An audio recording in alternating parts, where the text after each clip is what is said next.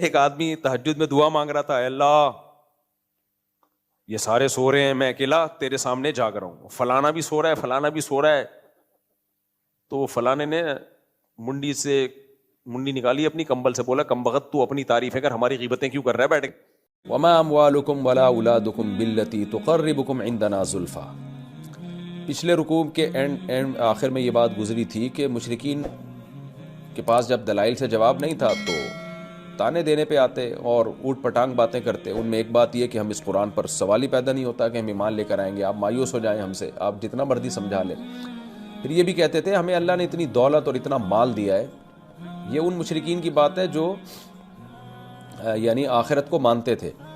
کہتے ہمیں اتنی دولت اتنا مال اللہ نے دیا ہے تو ہمیں عذاب نہیں ہو سکتا، یہ ہو نہیں سکتا کہ ہمیں عذاب ہو جائے، کیونکہ اللہ ہم سے خوش ہے، یہ اس کی علامت ہے. اور اتراتے بھی تھے اس دولت پر. تو اس کا اللہ نے کیا جواب دیا تھا پچھلے رکوع کے آخر میں کہ بھائی اللہ جس کو چاہتا ہے روزی دے دیتا ہے، یہ تو اللہ کا نظام ہے، اس کا تمہارے محبوب ہونے سے یا تمہارے جو ہے وہ قابل ہونے سے اس کا تعلق نہیں ہے، یہ تو اللہ کی دین ہے. تو اسی رکوع کے شروع میں بھی اللہ نے فرمایا کہ تم اس خوش فہمی میں اگر ہو نا کہ تمہارے مال اور اولاد کی وجہ سے اللہ کو بھی تم سے محبت ہو جائے گی، یا اللہ کو تم سے محبت تھی اس وجہ سے اللہ نے تمہیں زیادہ اولاد اور دولت دی ہے، تو یہ خوش فہمی ہے. کیوں؟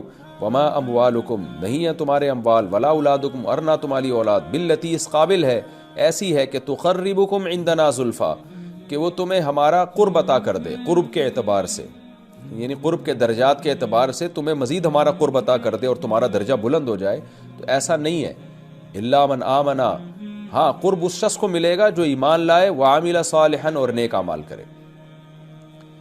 تو اصل میں قرب کا مدار دولت اور اولاد پر نہیں ہے بلکہ نیک عمل پر ہے. یہاں ہو سکتا ہے کسی کو اشکال ہو کہ حدیث میں تو بڑی ترغیب ہے کہ اولاد کی کثرت کرو، تو ظاہر ہے جب اولاد کی کثرت ہوگی تو انسان اللہ کا زیادہ محبوب بنے گا. تو خوب سمجھ لیں، اولاد کی کثرت ایک تو اس بیس پر ہوتی ہے کہ آپ اللہ کے حکم کو فالو کرتے ہیں، تو اس بیس پر تو کثرت سے اولاد اگر آپ کے ہے تو یہ تو اللہ کے حکم کو آپ نے پورا کیا ہے، کیونکہ نسل روکنے کو شریعت نے پسند نہیں کیا. تزوج الودود الولود، ایسی عورت سے نکاح کرو جو تمہیں کثرت سے اولاد دے. تو اگر اس اولاد کی کثرت کی بیس اچھی ہے، نیت اچھی ہے آپ کی کہ توحید پرست دنیا میں زیادہ ہوں اور اللہ تعالیٰ خوش ہوتا ہے کہ اہل اسلام کی اولاد بڑھے، تو اس بیس پر اگر ہے پھر تو اس پر آپ کو اجر بھی ملے گا، اور یہ اولاد قیامت کے دن آپ کی شفاعت کا ذریعہ بھی بنے گی اور صدقہ جاریہ بھی بنے گی.